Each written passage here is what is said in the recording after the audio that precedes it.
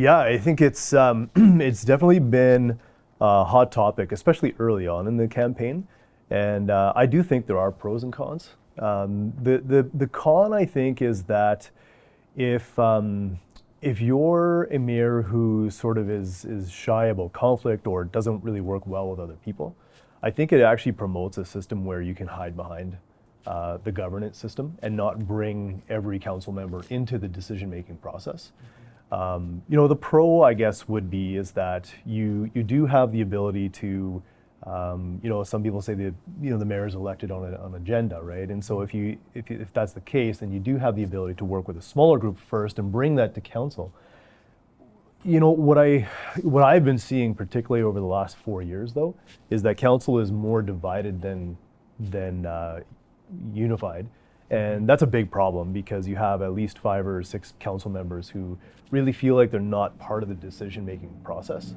And I don't think that's a very good situation for Winnipeggers. It's one of the reasons why I decided to want to run for mayor, is to provide leadership that, changes that structure slightly to make it a little bit more fair and inclusive and open and transparent to the rest of council. Governance actually matters. A lot of people don't necessarily understand that. The advantage of the strong mayor model is the way that we are able to put different city councilors in charge of different portfolios. It's much like a cabinet position, right? So you'll have, the chair of public works or the chair of public safety committee of EPC, which is one of the things that I'm proposing. And those things are great because at the end of the day, the job of council is to provide oversight for the citizens of Winnipeg. And City Council actually is a citizen committee that is elected by the people. Some mayors have, I think, used the EPC model to their advantage in ways that exclude big parts of the population, because when certain councillors are excluded from the decision table, it's not just that individual that's been excluded, right? Like Janice Lukes has told me lots of times that she was never invited to meet with the mayor, and she was never invited to any of the meetings. And that's fine if the mayor and Janice don't get along, I guess, right? Except what it really means, and the real problem with it, is that means that all the people of Waverly West are not represented in that conversation. And what we really have in Canada is something called representative democracy. And our job, the elected officials' job, is to speak for the people that have asked them to do that. But the second thing is that all of the councillors need to be invited to participate in sort of the visionary planning of what we're working on. And, I proposed in 2018, and I would do this regardless, is that I would like to bring together the entire council in camera, right, behind closed doors, on a regular basis, to say, okay, well, what are our goals? So just like any other board planning, right? Boards do retreats all the time where they set their objectives for the following year, and then they assign people to chair the different committees, and that's exactly the way that I would approach it. Thank you very much for that question. For pros, I strongly believe that other council members, they can engage in different activities since the number of members of the EPC must be less than 50%. When I was going through that, I found out that, well, they can still be engaged in other activities.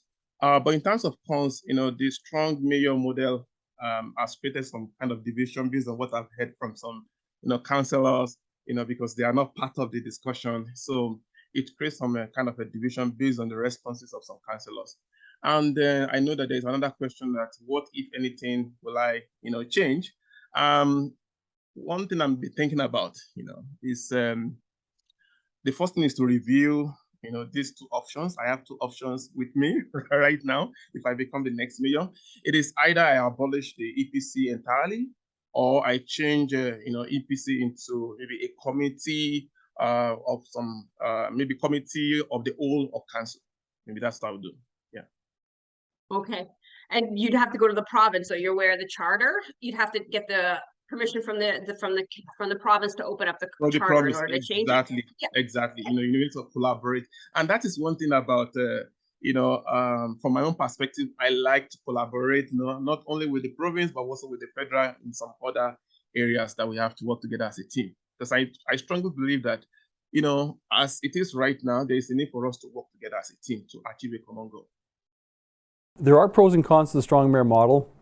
A mayor gets elected with a mandate to implement the platform that he or she has committed to the residents. So that's why it's important that the mayor be able to implement the promises that they've made in their campaign. There can also be some cons to the strong mayor model, and that's when it can break down in its function and not all councillors be involved. I have committed to make changes to the Executive Policy Committee. One of them being to reduce the size of the Executive Policy Committee by at least one, which would force me as a mayor to make sure I'm more collaborative. I'm a collaborative leader. I've always been a collaborator. That's, to me, the way we get things done for the city. I've also said that I would request from the province of Manitoba the permission to make more changes and have more flexibility within Executive Policy Committee so that there's more equity among councillors. So I'm not looking to completely get rid of the Executive Policy Committee on day one, but to work within the framework to make it better and function better for the people of Winnipeg. As a civic practitioner and a policy entrepreneur, one thing that I feel like politicians don't understand is economics, good economics. And one of the pros of the strong mayor model that we have is that the mayor actually has the power to vote against his own interests. I think that's one of the pluses. And one of the cons would be that the mayor may not have enough support from councillors.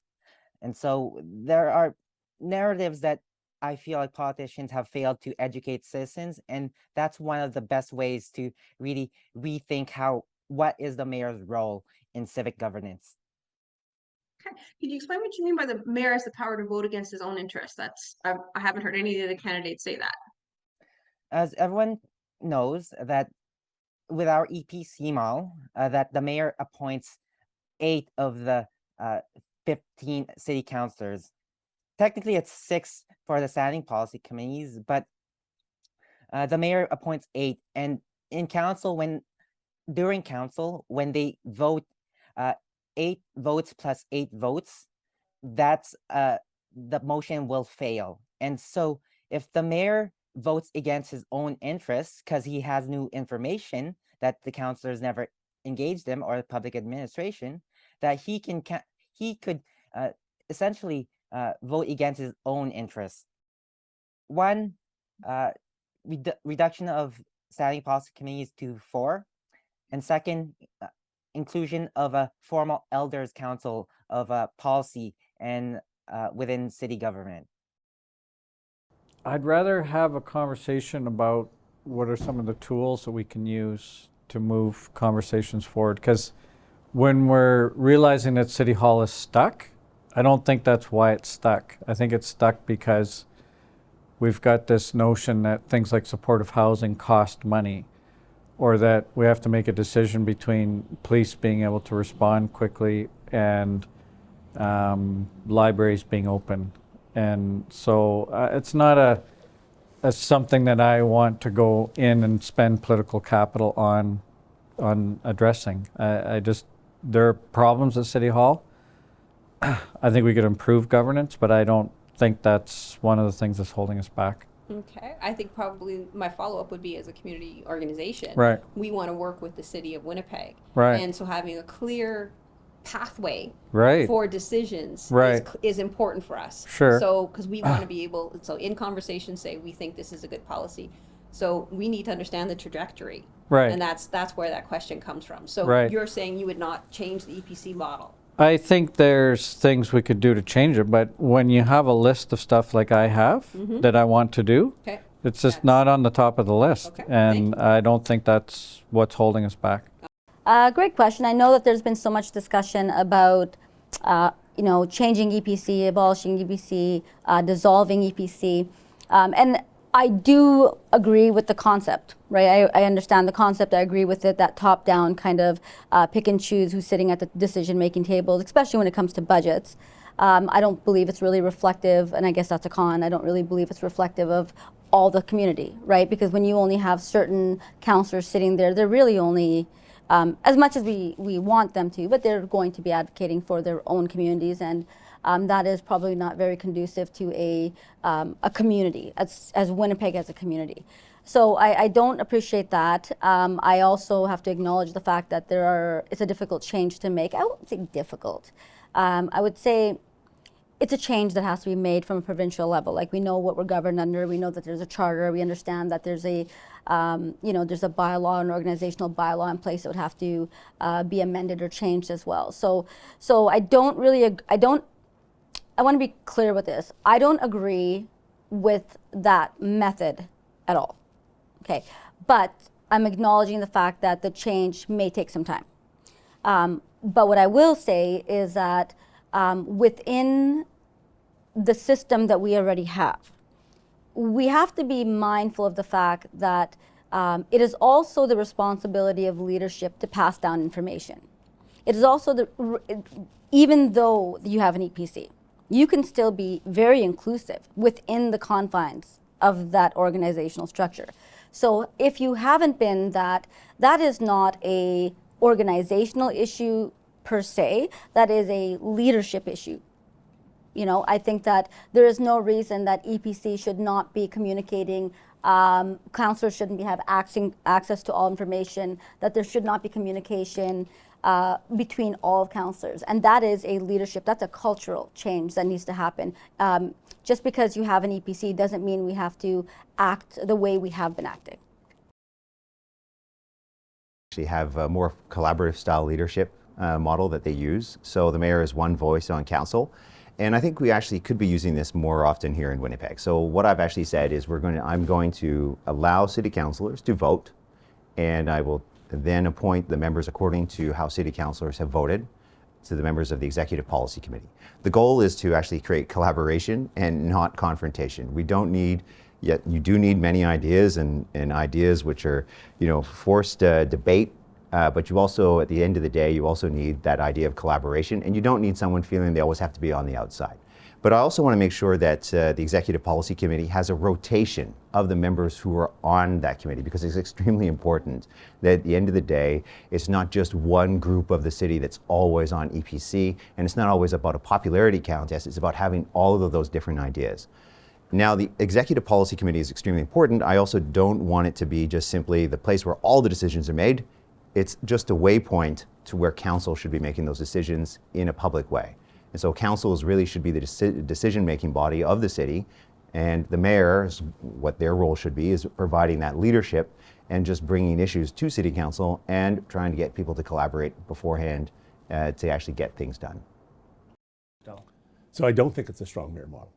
I actually think it's probably a weak to medium mayor model. If you look at US cities like Chicago or Minneapolis, the mayor comes in and actually, like in a provincial government, there is a political staff and actually appoints many of the heads of directors. So the mayor in many cities in the world, in Europe, has very direct authority over the public service, and the council behaves more like a legislative body. So that's it. Toronto and in Ontario now, they're augmenting the role of the mayor in both those cities. So I would say we have a fairly weak mayor model, because the only real power the mayor has is to appoint a committee of the executive committee. All the other committees are elected, and he can appoint the chairs of committees, which gives you a certain amount of influence, but that is not what I would say is strong. How you work in the system is important, whatever it is, because I think it's the people that matter more than the structure. And anybody, if you've got a belligerent or a mayor who's very dictatorial, that's going to be the same in any other place. But so I worked on a strong consensus model. By that, I met with every member of council. I'd meet with them monthly. They'd come in with their 3 priorities for their ward, the 3 priorities for the city. We do a 4-year budget. We make sure everyone's fingerprints were on the budget. I worked really hard to make sure that we had some flexibility in who served on different committees so they could self-select. And I tried to keep gender and make sure that we were reflecting the diversity of the city in the executive committee. The executive committee is a coordinating and leadership group. It helps manage the larger agenda of council. Policy isn't set there. So if you're concerned about can you drive an idea, I was more influential as a councillor when I was just on the planning committee than when I was the chair of the planning committee and on EPC, because I could take the issues that I wanted and really drive them, and I had more time to build consensus. So I think that we have a moderately a moderate to weak mayor model compared to most cities, and I think it really depends on the nature of how the leadership wants to govern, because mayors who can't retain the confidence of their council cannot be effective. You only have one vote, they have one vote. It's a pretty egalitarian system. Do a follow-up question with that, with the idea is like, yes, the mayor does, we call it a strong mayor model because the mayor does appoint the EPC members, and then there's also +2. And so because those positions come with some extra ability to influence, but also some extra pay down to that, you automatically have a majority once you've reached your EPC +2. And so that can allow you to drive a particular agenda through. It can, but you're also the one person there who has a citywide mandate, right? You get elected in a city of 750,000 people. There's no other political position in Manitoba that represents almost 3/4 of the province's population. You can't give people a mandate without some authority to realize that mandate. And there's a check and balance in the system. And I would say the cards are generally stacked against the mayor because he has one vote. He does get to appoint from people. I've never believed in the +2 thing. You know, you can. I always had a rule that we try to get at least 12 votes out of 15 for everything. And I would never bring anything forward until I had achieved that kind of consensus.